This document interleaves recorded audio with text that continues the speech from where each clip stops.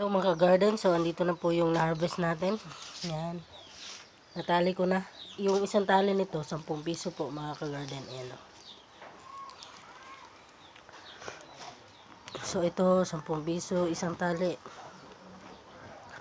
Yung upo, ganito, 10 piso na rin. Pero yung maliliit, gaya nito, maliit, 5 piso lang mga ka-garden. Yan, so may dalawang maliit. Tsaka